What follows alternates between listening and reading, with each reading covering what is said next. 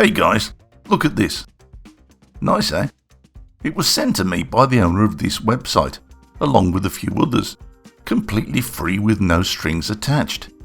I think his hope was that I'd show his wares on my channel and he'd get some free advertising. And you know what? I'm actually happy to do that, and I'll tell you why. Firstly, it's actually quite nice. It's stainless steel and it's really cheap, and that's not a bad thing. We can't all afford precious metals, and wearing something cool looking now and then is a nice thing.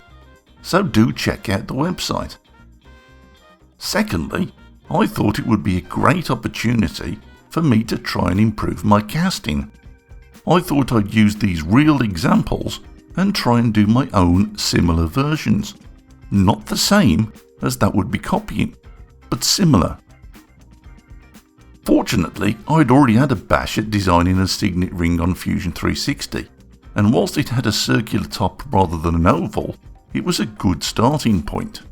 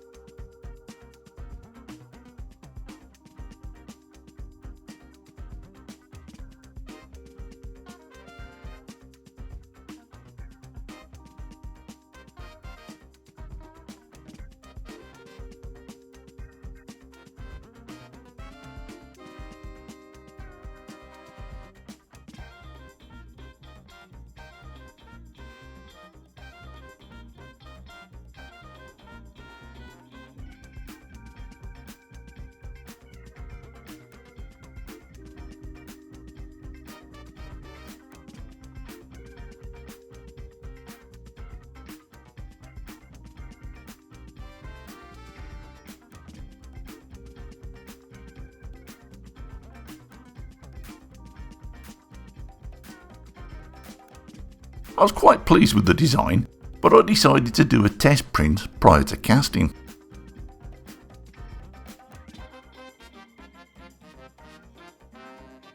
For me, things looked a little too cramped, so I went back and tinkered just a little before coming up with this second test print. Not too bad, fairly similar. I think for the past 2 or 3 videos now, I've been using a certain castable resin, and this is it, POWERCAST WAX.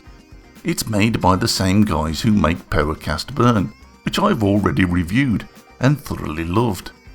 It's often used in jewellery casting, and most specifically for models with stone settings. Just as with the burn, this stuff isn't cheap, coming in at around $120 for 250 millilitres. Again, there's no odour, and again there's no need for post-printing UV light. Lacking any data, I went with the same settings on my Elegoo Mars as I used before, and these haven't let me down. Just as previously, priming the build plate is essential. Power resins even say so on the bottle.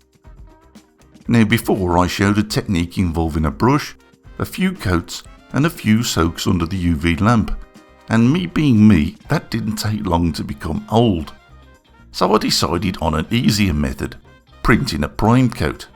You simply print a prime coat, then immediately afterwards print your main file. The coat is the size of the plate, at 0.2mm in thickness, printed in just 4 layers. With nothing formal to go on, I just doubled the bottom layer time and gave it a bash, and it worked perfectly. Some might hate this idea, some might think it's wasteful. Well, even at these prices, a prime coat only costs a few pennies, and it's much less wasteful than a failed print. It works for me, but do whatever makes you happiest. My theory is that this primer coat doesn't actually stick, it sucks itself into place. It seems to be held by vacuum, because whilst it stays put, it's really easy to remove. Really easy. Again, look at the quality of these prints. I did an Amera Labs test print with a POWERCAST wax, and that came out great too, though it might be a bit dusty.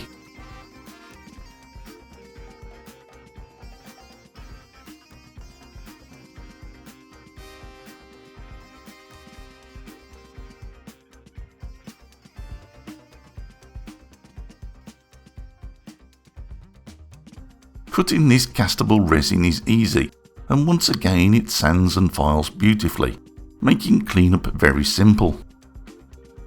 Despite its name, it doesn't have a waxy feel or texture. You'll notice I included sprues in my print design, and again that's just a preference. I find it makes things much easier.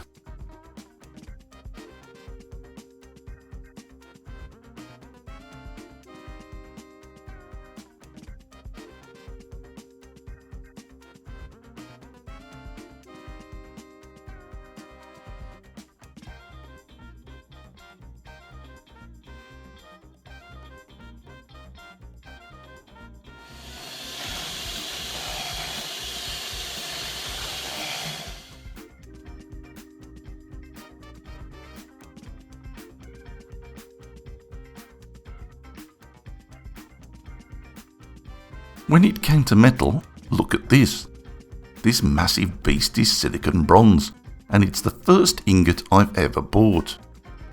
I've wanted to try proper foundry grade metal for a while now, and while silicon bronze might not normally be used for jewellery, it apparently flows nicely.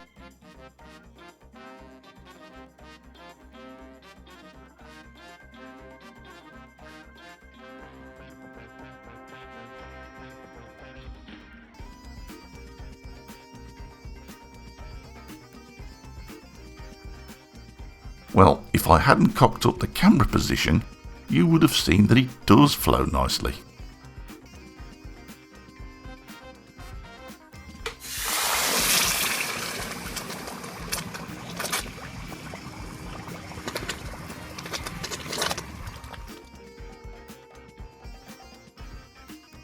Ooh, it goes darker when it casts. Must be oxidization. After a bit of a clean, it doesn't look too bad. The POWERCAST wax has done its job well.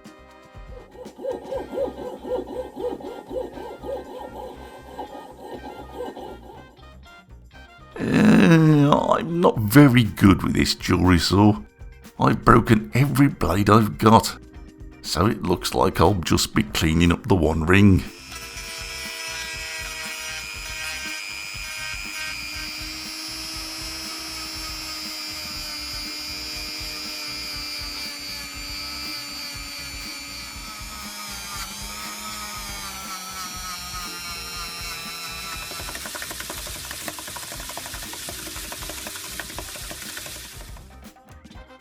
Well, that's not looking too bad.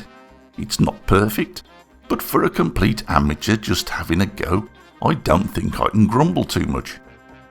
It's my first time with this metal, and the casting flask I used is a pain for shedding bits when it's hot. But things could have gone a lot worse. The POWERCAST wax has done a fabulous job, and I'll be honest, I prefer this to the POWERCAST burn. I think the opaque colouring makes it easier to see what's going on. It prints wonderfully, retains the detail, and clearly casts well, as experience to date has shown me. Now, it is pricey, but after I asked them nicely and promised not to turn up at any of their office parties, Power Resins have offered some very nice discount codes, which I've included below. I can't promise how long these will last, but at this price, any saving is a bonus, and believe me, this really is good castable resin. So did I do what I set out to do? Did I make a similar signet ring? Well, if I'm being honest, I'm quite pleased. I think the original is better detailed and better finished. Being stainless steel, it won't tarnish as quickly as my silicone bronze ring. But all in all, I'm content. I think I've managed to show that an ordinary guy with largely homemade equipment, a resin printer, castable resin and a desire to have a go, can actually make a fairly nice ring at home. Though I admit, buying one would have been much easier. I hope you enjoyed this one, guys. Take care, and thanks for watching.